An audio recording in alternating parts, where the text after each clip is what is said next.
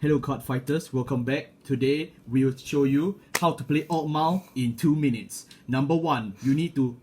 Sorry, what? Wrong script? Can you pass me the script? Oh my god.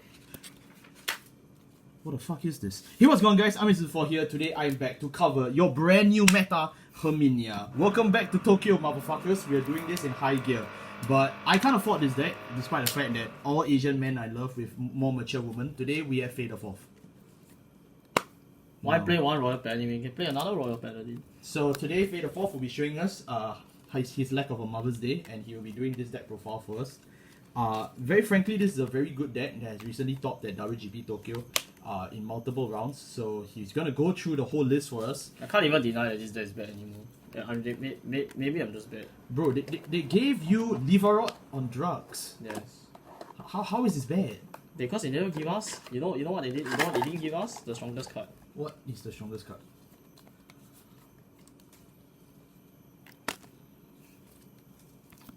I miss you, Akane. I miss you. Alright, so let's talk about the right deck first. So our right deck, we play a starter. We have to play Siana because recently a certain online personality has talked about how Siana will totally terraform the entire game environment. Because of this, we would love to use the fear that she spreads with her hair, and we're going to use the Siana right line for the Grade 0. But we'll still play a normal right deck, obviously. You can play any starter you want. Frankly, just don't play the powerful starter because I don't think it's very nice. Then we have this girl. It's sniping Aifu Laranji. Yes. So Laranji's skill is that a Vanguard circle or regular circle, act Soul Blast 1, choose one card from your hand, discard it, and then you can draw one card. So she's a lot like the upgraded like the Grade 1 perfect guards from V era, where like you just like discard draw Amazing cycle on the Vanguard circle. But the best ability is that if you are powerful, so the powerful state is that when you have no soul, yeah, so your soul is completely empty. Then you get to ride. If you're riding into this specific Grade 2, you get to ride for free. Oh, yes. Seriously? Yes. For free? For free. Bro, Gandiva! Completely for free. Yes, I know Gandiva. My favorite 3 attack deck. I love you, Gandiva. Yeah, my favorite 3 attack deck. Yeah, then that's really all Laranje is. You don't play her any more copies because she's bad. Oh. Yes. Okay, then after that we have the Grade 2, which is Attract Peach Earthiness. You want to read the card? Yeah, okay. No, it's taking a while to pronounce. I don't know where. Oh, right. So Earthiness is basically just Laranji but worse because she doesn't have a draw skill. Instead, she doesn't even have a skill to Soul Blast. So on turn 2, you will need a card to Soul Blast out Laranjere in order to get your back into powerful state. Okay. Because her skill is the same as Laranjere, which is that at the start of your right phase, if you are powerful, which means you have 0 soul, then you get, if you're riding into Coming Beauty Herminia, it'll make sense later why it still works for the other Herminia. Yeah, so if you're riding into Coming Beauty Herminia, you get to ride for free if you're in powerful. Oh yeah, it does state Coming yes. Beauty. Then on regular circle, when she attacks, if you're in powerful, she gains 2k. Why are we playing this in the right deck then? If it anti-synergizes with our own right deck? Because it's a free ride. Yeah, but it's not free ride to this. Oh my god, what if it is? So we have the new Grade 3 boss unit, the Dress Up card, as it's now called, even though the Dress era is ended. The Dress era has ended. Ended in quotation marks. Yes. So it has Enduring Beauty Herminia. So Enduring Beauty Herminia has 4 skills. Just 4 skills, so it's just like Zogama, so you're gonna go through like a paragraph and a half for this sticking card. Okay, line 1. Line 1, dressed up. She wore different clothes. So she counts as Enduring Beauty, she counts as Coming Beauty Herminia as the exact same name. So that means that just like Hexor, you can persona write them either way. So you can persona write this into this. And you can also persona write Enduring into Coming. Damn. Then the second skill is that Continuous. If you have 3 or more face down damage, all the auto abilities, so yes, Gear Groovy, all the auto abilities of your powerful units, so units not rear guards, have their counterblast cost reduced by 1 in the front row. Yeah, also all your front row powerful units have their auto ability counterblast cost reduced by 1. So that includes her, because she does have a counter blast cost later, and then also includes basically every single like good powerful card that you had, like the one that gains 5k, or like the one that like does a dry check, things like that. You know, just simple stuff. And then her final skill is basically just a better version of Calming Beauty Herminia, which is that at the end of the battle that she attacks, you may discard if you're in powerful state, so you so blaster discard. So and then you may discard a Herminia from your hand, so either Calming Beauty or Enduring Beauty, and you may choose all your final rearguards and stand-in. So Bruce Final Rush, oh my god, Final Rush on turn 3. Guys, Bruce also won at WGP Tokyo. This is a sign. It's a sign, guys. I'm telling you, it's a sign. Bruce is our next protagonist. I'm telling you now. He's gonna be Australian Bruce. Yes. So basically, you just restand you just so it can only restand powerful units. So unlike in the past where you basically could only restand one powerful unit and then reduce its counter blast by 1. Now you just fully have all of your unit CB reduced by 1 if you have 3 or more face down, and then you can also do 5 attacks instead of 4. Fun.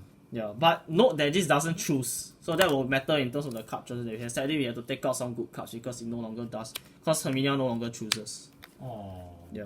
But other than that, I think it's still a very, very disgusting upgrade because it's very in line with the meta that we are currently in, where it's like, you go first, or I ride Leon Mars, or I win. Alright, man. Alright. Okay. Let's move on to our grade 3s. Yes. Our grade 3s, we play For the 3 copies of Calming Beauty Herminia, because we need to discard. And we play 4 copies of Enduring Beauty Herminia and 1 in the right deck. And then we play a Regalis piece. So you're wondering why we're playing the card and not, actually good Regalis piece. Well, firstly, because we can't play Temple Seal because we're powerful, so we have no soul. we have no soul. Secondly, Herminia's first effect, which requires you to discard Herminia, actually has an alternate cost if you persona right. So if you have persona ridden this turn, the cost for her restand ability can be paid with a Color Blast rather than a discard. And note that her continuous ability, which when you have 3 or more face down damage, reduces your front row powerful units Color Blast by 1, which means that her skill becomes free. If you have 3 or more face down, which is very important because this is a very Color Blast heavy deck, as expected because it's optional. But basically, it's self-explanatory. You never ever want to persona ride the old Herminia unless you absolutely is mandatory and you know that you can win on that turn. So usually, more often than not, you just want to try and stay on the new Herminia, which is why we also play the cup rather than a 4th copy of Calming Beauty, because we never ever want to have to rewrite into old Herminia. So you rather just find the cup and then persona ride and have 0 soul usage for the turn, but at least you get to stay on the better Herminia. Alright. Yeah, and that's basically all the grade 3 choices. Alright. Cool. Yes. So for our grade 2s, we play 4 copies of Stolas, and then we play 4 copies of, what's her name again? Custodia. Custodia, right? And then 4 copies of Rail. Ready. Okay, so we get out the money busher all the way. So first we have Liverod. So basically Stolas' ability is that she basically works for both Fortia and Herminia, so no surprise that she's quite expensive now because they both got a new grade 3 boss in one set. But Stolas is very, very strong, but you have to know when to use her properly, because her first skill is that if you have 3 or more units in the friend state or with the powerful, no, if you have 3 or more units with the friend ability or the powerful ability on field, or not units, rear guards, she gets boost. So with friends this is quite easy because you're always gonna have a full board friends, but with powerful actually this is quite hard because you have units that disappear, units that bounce themselves back to hand, and as well as like it's very awkward because you actually want to have as many of her as possible because her 10k boost is very strong and her second skill is even stronger, but you have to limit yourself to basically only having 1 on board at any time because otherwise you won't get a boost. Then the second skill is that when she's placed on Rega Circle, you mandatory choose 1 card from your soul and put it in your drop zone. And then that's basically one entire effect. So it's not a soul blast, it's just a mandatory drop. It's just a part of the skill. It's a mandatory drop. Yeah. Then okay, no, there's no then. It's just full stop. Choose a card from your drop zone and call it. And until the end of this turn, you cannot call any cards from your drop zone. So no, that means you cannot loop her twice and then call a full board. You can only use her skill. Her skill is the strictest form of hard ones per turn that D has, which is that you literally cannot access the drop zone ever again for the rest of the turn.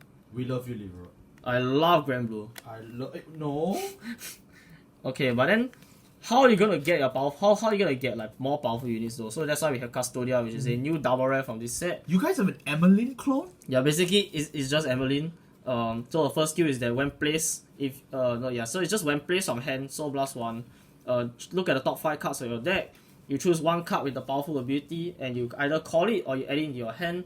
And if you add it into your hand, you discard one. So yeah, it's basically just the first skill of Emmeline. Oh my god. And her second skill is that if your Vanguard is a Herminia, she gains 5k shield on Guardian Circle. So it's just a 10k shield once on turn 3 plus, which usually doesn't matter because you're going to 4 before turn 3. I love DBT13. Bro, this shouldn't be fair. You know what's not fair? What? Blaster Blade! Honest! So basically, really is the biggest winner of this set because it's the biggest winner of this set. She basically 12 times in price. Yeah, she was started as a $1 triple rare, and now she's like $20. No, she went from like she went from 50 yen to I think about 2,000 yen. Yeah, she's basically as expensive as your Jeju Ignis. Woo. Yeah, so think about it. This card is almost as expensive as Jeju Ignis. And she'll put you in a coma when you read her effect. Why? Because her first skill is that act once per turn, Soul Blast 1, choose your Vanguard and it gains 5k. So automatically she already like helps for Athines as well as Herminia herself in order to block the Soul Blast to ensure that you always remain in powerful state. Which is pretty good actually. Yeah, because the act ability and not on place. Fucking funny, goddamn. Okay, fine. Then her second ability is that when man attacks, counterblast 2, and she gains 10k until end of turn. So wow, 10k, wow, so strong. Wow. Alden, I love Alden. I love you, Alden. Then, but if your Vanguard is a grade 3 or greater Herminia, so no, this does not state that your opponent needs to be grade 3 or greater. Wait, grade 3 or greater Herminia? Yeah, so you just need to be Herminia. Your Vanguard just needs to be a Herminia. So that is a grade 4 Herminia in the future? Maybe, who knows? I mean, we got Jeju, so who knows? Yeah, who knows? Then she gets a drive check. She gets to do a drive. So the 10k lasts until the end of the turn, but the drive check only lasts until the end of the battle. The 10k is until the end of the turn of activation. The drive check is only for the battle that she's attacking. Yes. Alright, let's just get it clear. So you cannot do this twice and get 2 drive checks. Okay, this is very similar to. I mean you can, but like you can, but it's costly. Yeah, you can. You have to pay counterblast. You have to pay the counterblast again to get the drive check. Alright, so it's kind of like Alfred Holy Saber then. Yeah, but Alfred Holy Saber, never mind. I mean, Alpha Holy Saber was a lot more stricter than that, but it's okay. So basically, it just means that you just drive check again. So I mean, it cannot go wrong. You can't go wrong. She's a 20k attacker, which this deck really doesn't have that many good attackers at 20k, and then she also gets more drive check pressure, more crit pressure in a deck that already does filter a lot thanks to cards like Custodia. So it's like my goal. Yes, sort of. I guess it's definitely not her goal, but it's okay.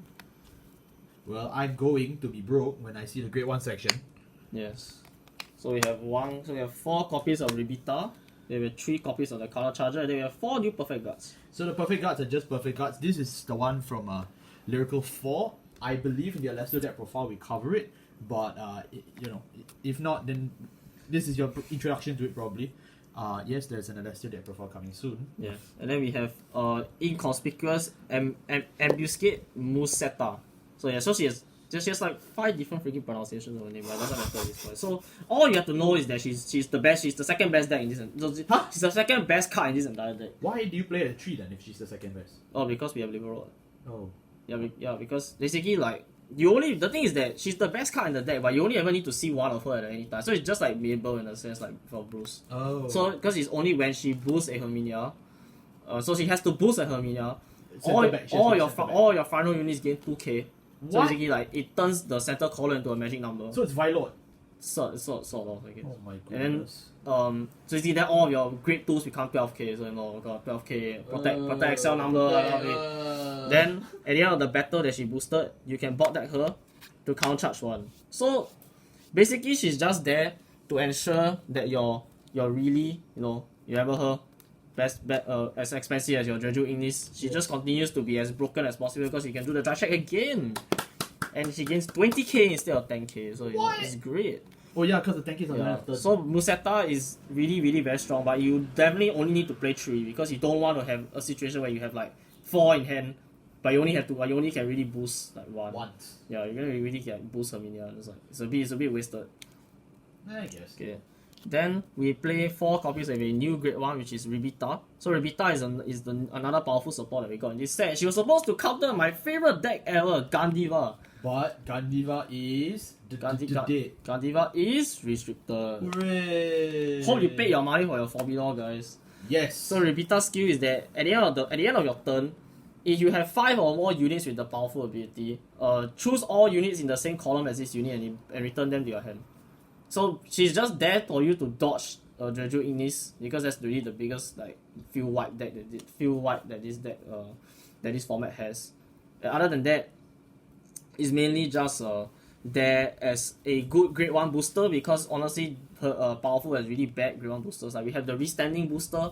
Restanding booster isn't it Felty Rosa? So the rainbow feather girl. It's actually not bad. Wait, you guys have a Felty Rosa clone? Yeah, we have a hit shot as well. Oh my god. Yeah, we have a hit shot wyvern, but the hit shot wyvern clone is honestly just okay because like is only like the only card that will ever need it is like Custodia.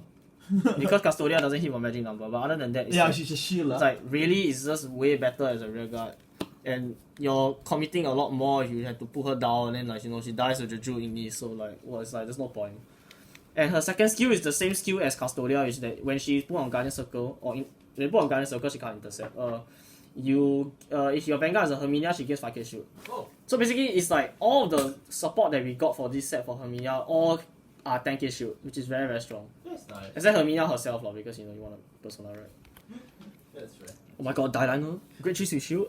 Yes. No, wait, not in my D format. And then we'll move on to our triggers, which I just load the whole bunch here. Yeah, so they're playing 8 crit. You don't really need to effect crit because you want your soul to be 0. Yep, so you don't play the effect crit to save money, but you need the effect front because you need the front power to kill people. And you need the shield. You play 4 regular heal because you want to fight back against the early aggression, and it does help you balance overall. We play Lyrical OT because the Lyrical OT is just generally so good. Getting a force to all your rear guards, especially with a restanding deck, I think the brief is pretty much. I mean, it depends, I guess, because if you want to kill as fast as possible, then of course you go for the blue OT or you go for the red OT. But if you want to have longevity and just like make your opponent regret all the life decisions for going to WGP, then the Lyrical OT is right there.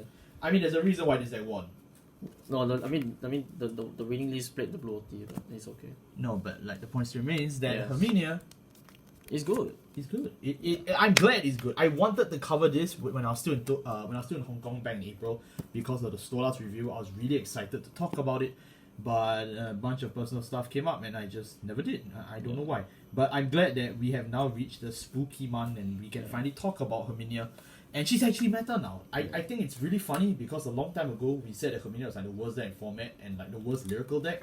And that tide is completely changed. She's now one of the best easily, and it's not because she's even good. She's just that consistent and able to high roll out.